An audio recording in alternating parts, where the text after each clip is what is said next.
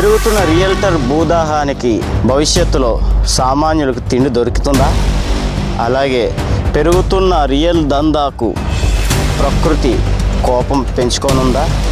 దానికి తోడు ప్రకృతి వైపరీత్యాలను మనం చవి చూడబోతున్నామా?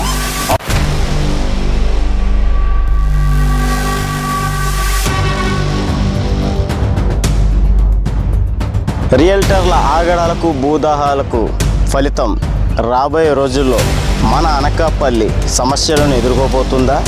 అనకాపల్లి నీట మునగబోతుందా?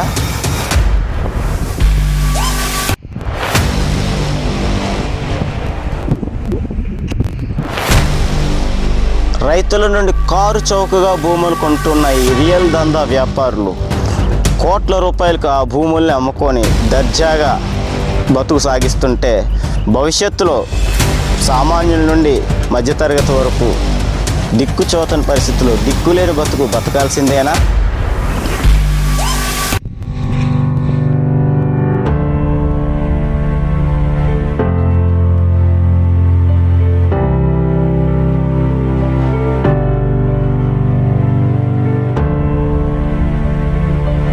ఆవకండం భూముల్లో జరుగుతున్న ఈ విధ్వంసకాండకు బాధ్యత ఎవరు వహిస్తారు?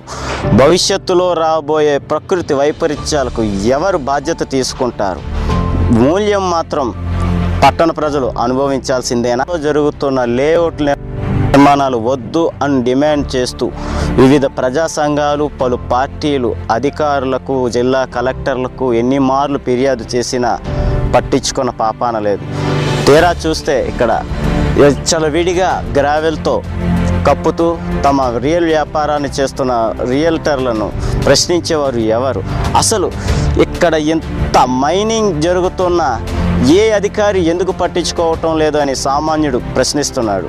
దీనికి ఏ అధికారి సమాధానం చెప్తారు? ఎవరు ఈ ప్రకృతి విలయాన్ని ఆపుతారు?